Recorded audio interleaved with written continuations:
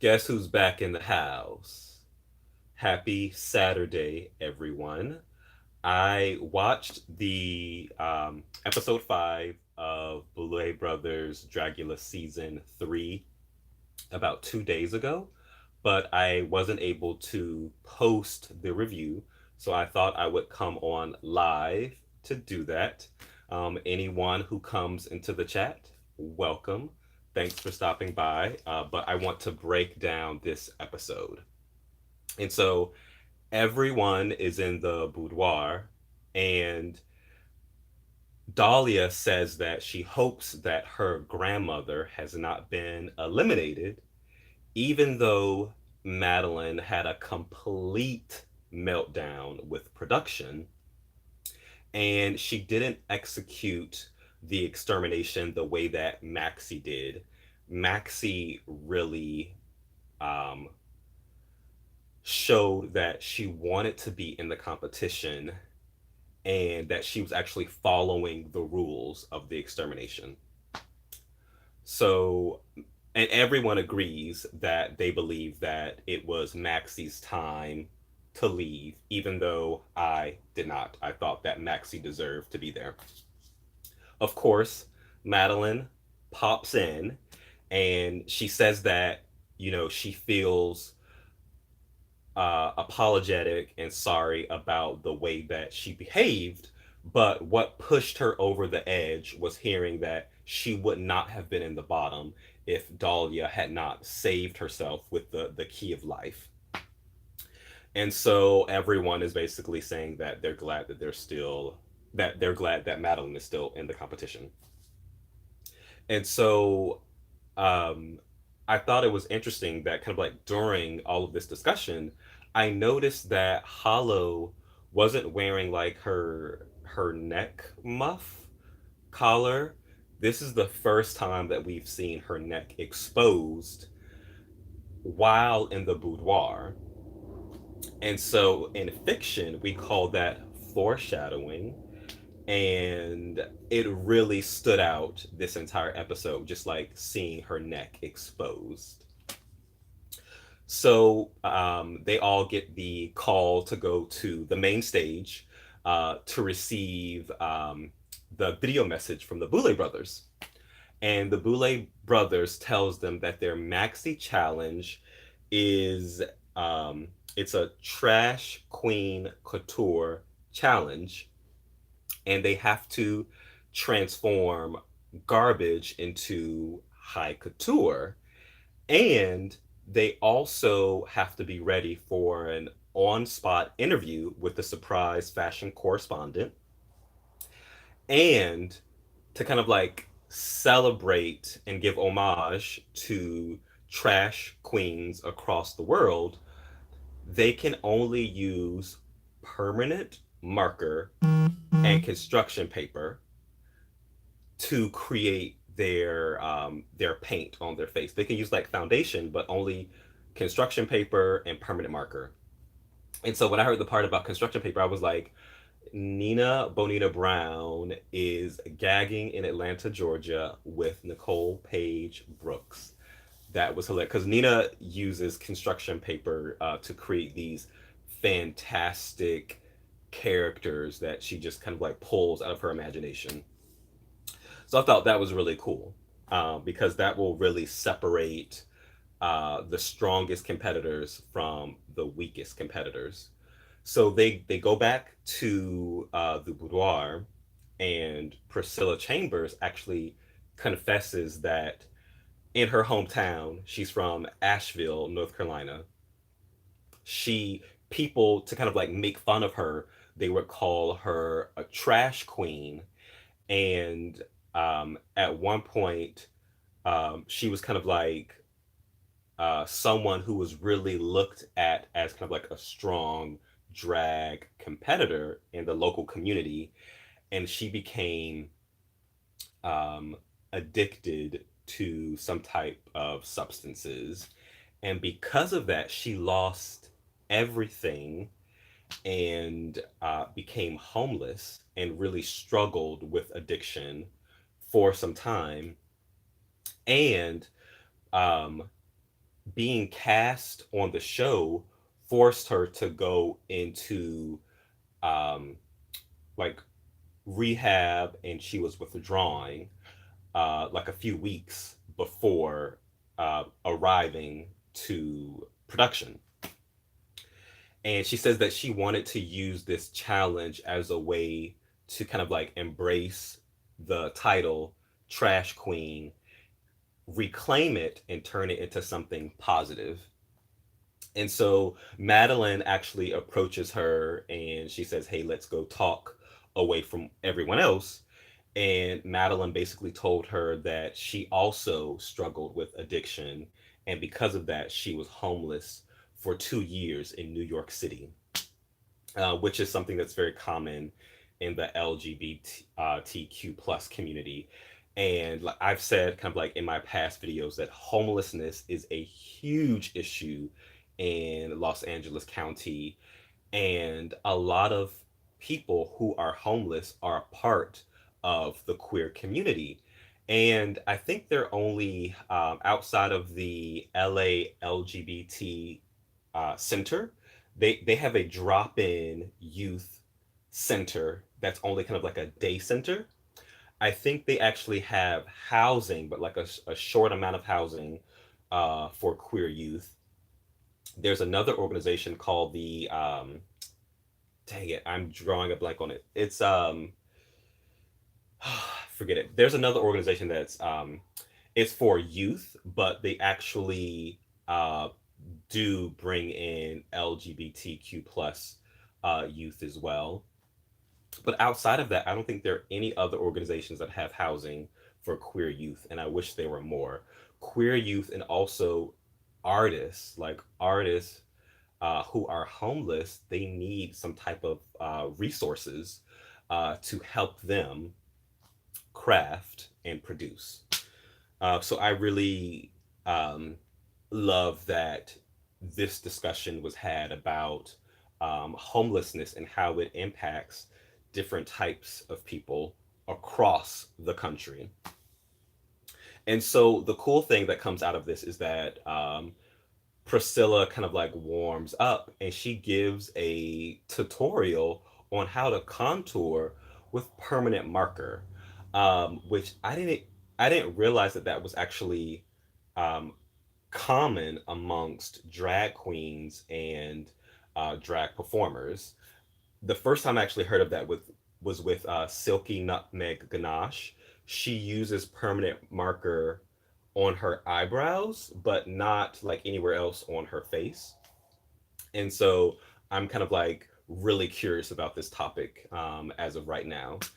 And so once Priscilla starts doing the kind of like tutorial, everyone starts helping put on marker on everyone else's faces. So it's very collaborative, and I really appreciated that process. And so Priscilla is then kind of like she turns and she's kind of like talking to Maddelynn more about kind of like what she's gone through, and she hears laughter coming from Hollow, and she perceives that Hollow is making fun of her, and she becomes very emotional and kind of like storms out of the boudoir. Eva and Maddelynn go to kind of like see if she's okay, and she just talks about how she just felt kind of like humiliated because she was being very vulnerable, and she thought that people should have been more sensitive, even if they weren't a part of the conversation. They should have just been silent and listened, or just focused on the task at hand. Eventually, she calms down and she comes back into the workroom. So, fast forward to the Maxi challenge. The Boulet brothers are wearing these really cool short garments that come to kind of like their knees, and the it's the cool graphic print of it's pink with black cockroaches that's inspired by Hairspray, and they have these really cool kind of like, I think they're called capelets or like a shortened cape that looks really cool, and their hair is pink, very kind of like 30s style. And so I really appreciated that. The guest judges are Biqtch Pudding, and I believe her name is Felicia Rose. Biqtch Pudding is an incredible performer. I went to this type of like competition at a club in downtown LA, and she did this insane performance. She came out with a mini cooler full of chocolate popsicles, and she started throwing these popsicles out into the audience. And so, midway during the performance, she actually has saved one popsicle. She takes it, and then I'll just say this, she inserts it not into her mouth, but somewhere else, and then brings a dancer out on stage to enjoy where she has put that popsicle. I'll just say that. And so it was a very shocking yet very artistic performance. That was very interesting that people still talk about today. And I actually saw Biqtch at DragCon LA, and she redid her look from the season 2 finale, where she her filth look, where she had the mop bucket, and so she looked really cool. And so we learn that the fashion correspondent is Disaterina, and Disaterina is just kind of like such a character that I find her fascinating, but I wish I knew more about the character Disaterina. And I was actually having a kind of like interesting conversation with someone in the comment section in a previous video about just the character Disaterina. But I feel like I don't know a lot about her, so I don't get kind of like pulled into the narrative. I do more critiques of the look. But I wish I knew more about, because she's so complex. She, outside of the character, is a heterosexual man who's married to a woman. I find that fascinating, but I know more about Disaterina out of drag than I know about Disaterina in drag, if that makes sense. So we get to see these trash looks, and they are incredible.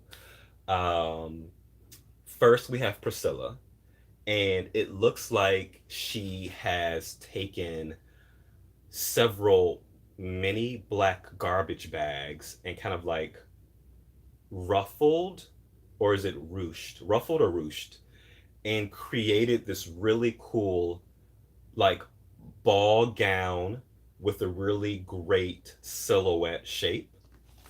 And so I think she's even like cinched her waist in, and the garbage bags have really created kind of like at the bottom a really classic ball gown silhouette. And so she has yellow paint dripping all over her body and the bags, and she also has some type of like syringe earring, and she takes the syringe from her ear and actually squeezes it, and it drips yellow paint on her skin. And she has like red open sores on her body. She has a huge possum head in the middle of her chest, as if it's exploding out of one of the bags. Her paint was the best on stage. Like, I don't know how she did it, but it was contoured. It looked like she had on blush, like she had on like 3 different types of red eyeshadow, and just the contouring of her nose and her cheek, it all looked great. I was extremely impressed with her, and her interview with the Disasterina went well as well. Eva, I wasn't as impressed with her outfit. She had on like a bikini that she had placed hot glued razors on top of the material. Um, Nothing else was on. She also had kind of like a razor crown and some type. It looked like razor eyebrows, but they weren't razors. They were some. I guess that was the construction paper. Um, and then she had hot glued razors on her shoes. I wasn't really impressed with it. Um, she needed more, like significantly more. Louisiana, I thought she looked the best she's ever looked on the show. She used a lot of kind of like neon colors that really popped, and so this is a complete departure from her like fembot look, and so I really appreciated seeing this transformation of Louisiana. Landon had this. I love Landon's kind of like bodysuits, but this is kind of like the beefiest his bodysuits have looked. He looked. It was like a bodysuit on steroids. It was just incredible.